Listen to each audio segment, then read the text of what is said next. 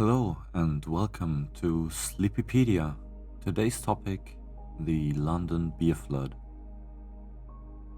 The London beer flood was an accident at Moe and Co.'s Horseshoe Brewery, London, on 17th of October 1814. It took place when one of the 22-foot tall wooden vats of fermenting porter burst. The pressure of the escaping liquid dislodged the valve of another vessel and destroyed several large barrels. Between 128,000 and 323,000 imperial gallons of beer were released in total. The resulting wave of porter destroyed the back wall of the brewery and swept into an area of slum dwellings known as the St. Gilles Rookery. 8 people died, 5 of them mourners at the wake being held by an Irish family for a 2-year-old boy. The coroner's inquest returned a verdict that the 8 had lost their lives casually, accidentally, and by misfortune. The event nearly bankrupted the brewery. It avoided collapse after a rebate from HM Excise on the lost beer. The brewing industry gradually stopped using large wooden vats after the incident. The brewery moved in 1921 and the Domination Theatre is now where the brewery used to stand. Moe & Co. went into liquidation 1961. In the early 19th century, the Moe Brewery was one of the 2 largest in London, along with Whitbread. In 1809, Sir Henry Moe purchased the Horseshoe Brewery at the junction of Tottenham Court Road and Oxford Street. Moe's father, Sir Richard Moe, had previously co-owned the Griffin Brewery in Liquor Pond Street, now Clerkenwell Road, in which he had constructed the largest vat in London, capable of holding 20,000 imperial barrels. Henry Moe emulated his father's large vat and constructed a wooden vessel 22 feet tall and capable of holding 18,000 imperial barrels. 80 long tons of iron hoops were used to strengthen the vat. Moe brewed only porter, a dark beer that first brewed in London was the most popular alcoholic drink in the capital. Moe & Co. brewed 102,493 imperial barrels the 12 months up to July 1812. Porter was left in the large vessels to mature for several months or up to a year for the best quality versions. At the rear of the brewery ran New Street, a small cul-de-sac that joined onto Doy Street. This was within the St. Gilles Rookery.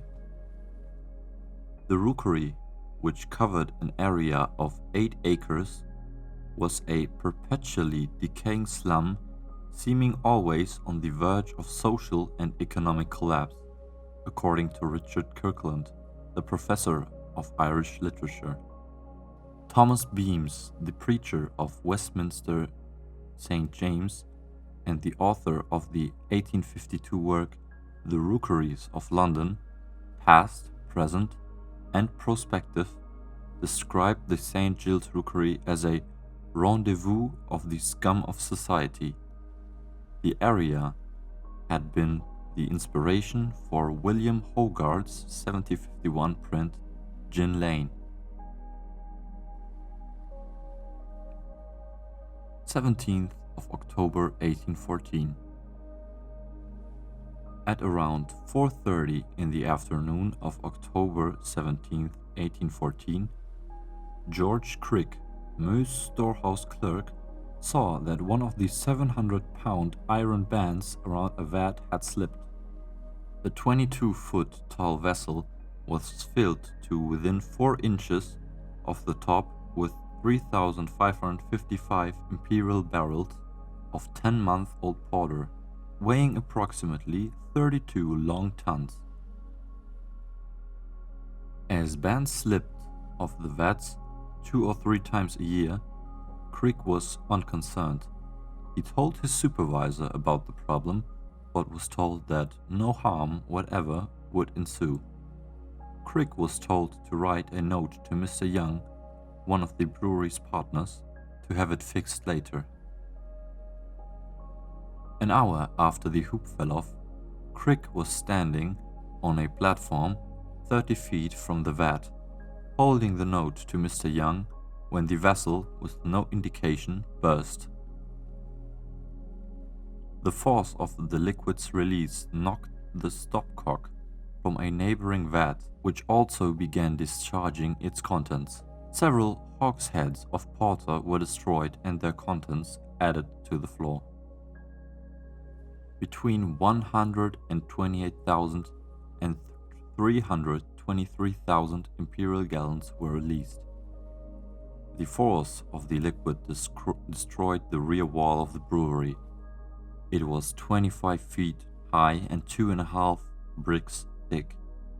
Some of the bricks from the back wall were knocked upwards and fell onto the roofs of the streets in the nearby Great Russell Street. A wave of porter some 15 feet high swept into New Street, where it destroyed 2 houses and badly damaged 2 others. In one of the houses, a 4-year-old girl, Hannah Bamfield, was having a tea with her mother and another child. The beer wave swept the mother and the second child into the street. Hannah died.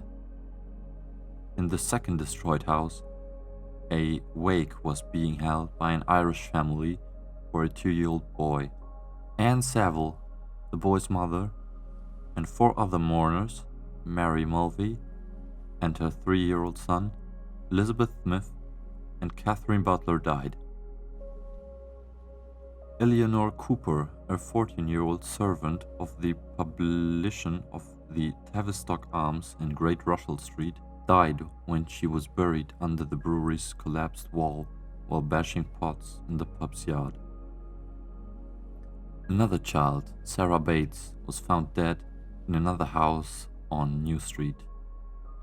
The land around the building was low-lying and flat, with insufficient drainage to be afloat into cellars, many of which were inhabited, and people were forced to climb on furniture to avoid drowning. All those in the brewery survived, although 3 workmen had to be rescued from the rubble. The superintendent and one of the workers were taken into Middlesex Hospital, along with 3 others. 17th to 19th of October. Stories later arose of hundreds of people collecting the beer, mass drunkenness, and a death from alcohol poisoning a few days later. The brewing historian Martin Cornell states that newspapers of the time made no reference to the revelry or of the later death. Instead, the newspapers reported that the crowds were well behaved. Cornell points out that the popular press of the time did not like the Irish immigrant population that lived in St. Giles. So, if there had been any misbehavior, it would have been reported. The area surrounding the rear of the brewery showed a scene of desolation that presents a most awful and terrific appearance, equal to that which fire or earthquake may be supposed to occasion.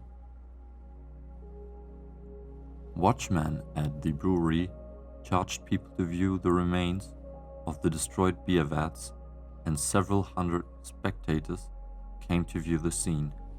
The mourners who died in the cellar were given their own wake at the Ship Public House on Bainbridge Street.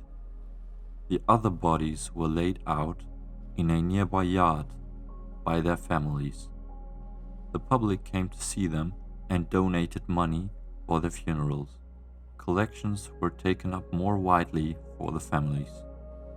The coroner's inquest was held at the workhouse of the St. Giles parish on 19th October 1814.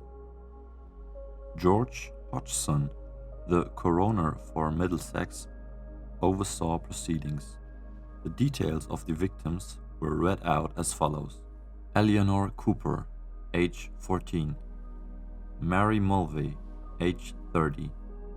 Thomas Murray, age 3. Hannah Bamfield, age 4 years, 4 months. Hannah Bates, age 3 years, 5 months. Anne Saville, age 60. Elizabeth Smith, age 27. Catherine Butler, age 65. Hodgson took the jurors to the scene of the events, and they viewed the brewery and bodies before evidence was taken from witnesses. The first witness was George Crick, who had seen the event happen in full. His brother was one of the men injured at the brewery. Crick said that hoops on the vats failed 3 or 4 times a year, but without any previous problems.